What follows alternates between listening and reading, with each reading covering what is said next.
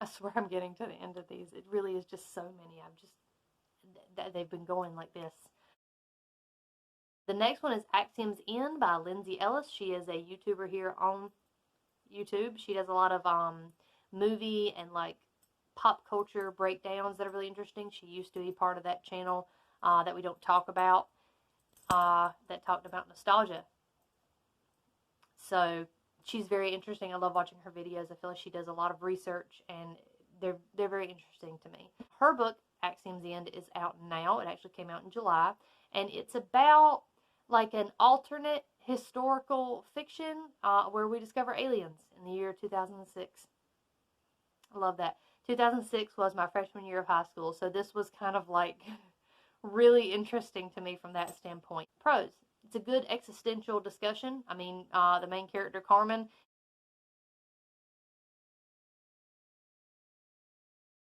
ends up having very deep discussions about humanity and our relation to other creatures in the universe with the alien ampersand that she meets and befriends. It has real world stakes, and it does a pretty good job, I think, of rooting things into real world. How would the government react? How would the military react? How would the world react to the potential of aliens existing? Cons. It's kind of a MacGuffin in it. I'm not going to say any more than that because it's a spoiler, but like when you know it, you'll know it. I don't know what happened, and I don't know what's gonna happen, and I think it's supposed to be a standalone, but there's no way that's a standalone. But I think she mentioned in one of the live streams she did that she's ended the novel where she thinks it could end, but she can see where she would do more. I don't know. I don't know. I want more specifically from this world, but I will be happy if this is where it ends too, because I can make up my own mind. Which she has 2 videos on death of the author, so maybe it's better if we just make up our mind about what happened.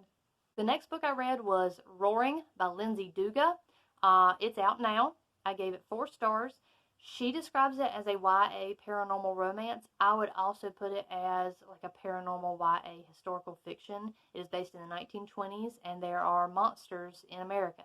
And we knew that because it's the 1920s that there were monsters, but like literal monsters, like vampires and werewolves and stuff. It centers around a siren in a speakeasy named Eris and the cop that's sent to track her down, but he has some monstrous secrets of his own. The pros, love 1920s vibes. I think it was very successful in like marrying slang with the what you needed to know what it meant. She didn't just throw slang in there for slang's sake, and she had a little vocabulary list at the beginning, which was really nice because some of those things I'd never heard of before. It had cute leads. I think the romance was believable, and I think it was adorable and pretty innocent for the most part, which was nice. It had very fantastical stakes, but it had very real stakes. Like obviously they were fighting monsters in the climax, but they were also protecting from realistic things that would have happened to like the American economy if things had happened the way they were gonna go. So I think that's really nice to see those two things married successfully. Cons, kind of a quick ending. I mean, there was build up to it, but once they got to the ending, it was a little quick. Character depth needed a bit of work. I did like the leads, but I feel like both of them probably could have been given a bit more. But it also feels like this could be a series. I mean, I know it's not, it's a standalone right now, but it feels like it could have more. I hate to end this on books that I hated, but I have to end this on books that I hated because I'm not done with the book I'm reading right now, which I really like so far. I'm not even halfway through with it, and I know I'm going to like it better than these two. Just absolute, just sacks of nothing. So the first one is The Witching Stone by Danny Weston. It's out October 1st, 2020. Don't read it. I gave it 1 star because you have to rate it, but just don't read it. The only good thing about this book is that it was short. It was so bad. The editing on my Kindle version, and I don't know if maybe that's a me problem or if it's a like overall problem, was if something was in italics to give emphasis or to show that someone was thinking, the italics were somewhere else on the page, and you had to figure out what sentence they belonged to. And you wouldn't think that'd be too much of a problem, but I swear to God, the author did this like 3 times a page. So it was like putting together a puzzle piece. It was awful. I didn't like it. It was hard to read. It was not engaging. It was very immature, except for, holy crap, a very mature plot point that gets brought up at the very end. I did not know who the audience was. Much like Sword in the Stars, it doesn't really succeed at being a middle grade or a YA. So read at your own risk. The last book that's on this list is Star Spark by De Leto, and it's out now, and it's awful. Don't read it. I gave it 1 star. There's no prose. It's juvenile. No plot. Horrible characters. Inconsistent tone. That's what I have written. The main character is very, very stupid, and stupid in a way that does not make sense for an 18-year-old person.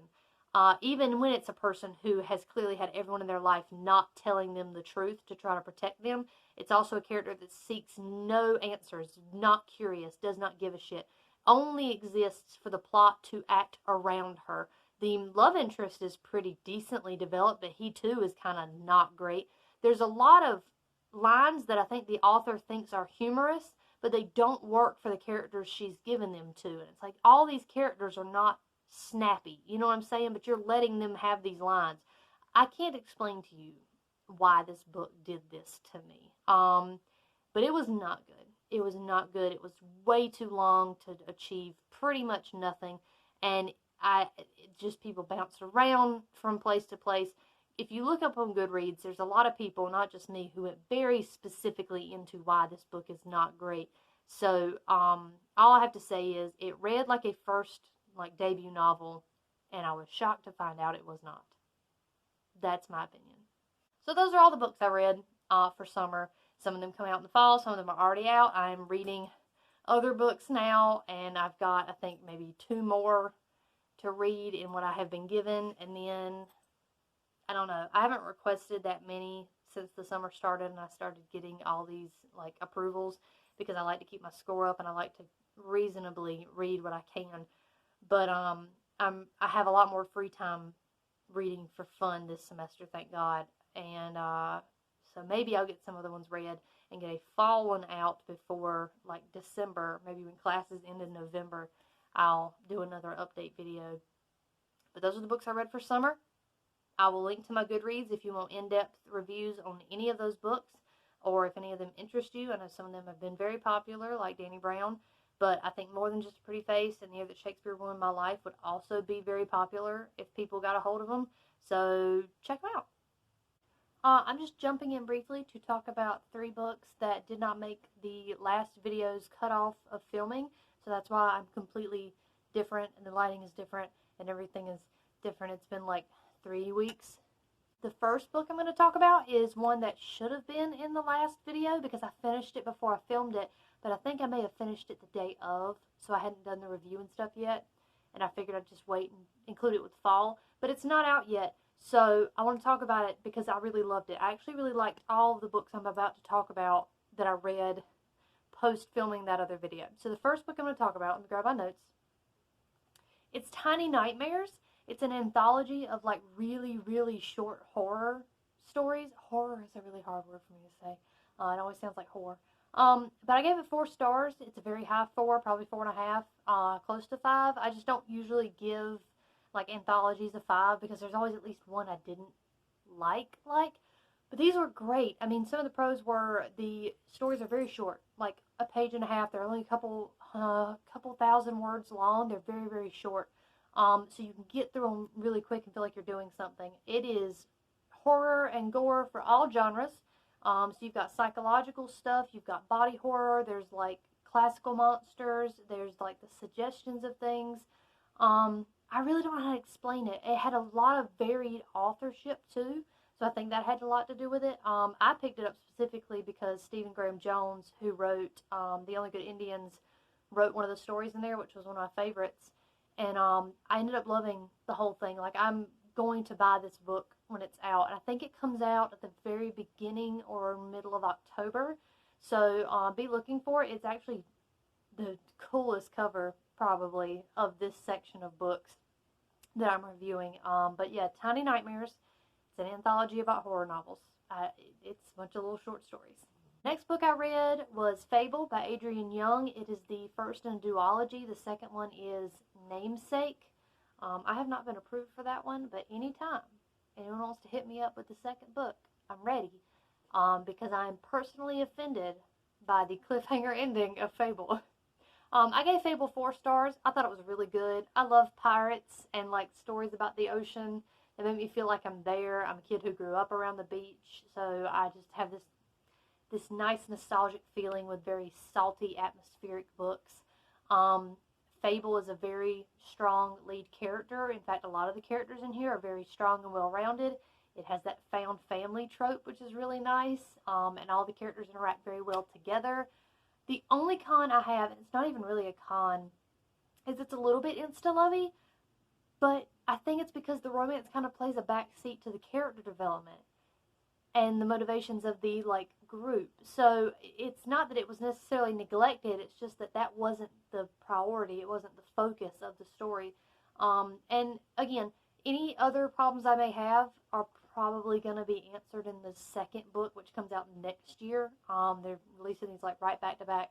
But Fable is out now. I think it came out earlier this week, and you can get it now. I highly recommend it if you're into like pirate novels, you're into like the found family stuff, you like interesting characters. This is going to be the book for you. The last addition to the summer arcs that I read was Mary, The Adventures of Mary Shelley's great great great great great granddaughter.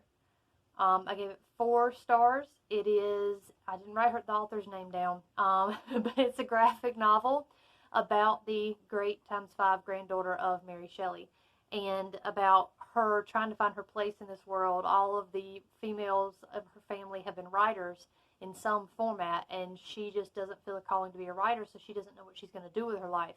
Well, it turns out what she's going to do with her life is help monsters. That's all I know how to tell you. The pros, it was really clean and dynamic art. I really love nice looking graphic novels. This had a very classic feel to it, like it, not like Archie classic, but like, you know what I'm saying? Like it's got an old school kind of tone to the art and the line work. It was very engaging and easy to follow. I mean, it's a pretty straightforward plot. It starts out with our character not really knowing what's going on, and it ends with her more or less knowing what's going on. There's pretty solid character development throughout, and interesting characters around her that interact with her.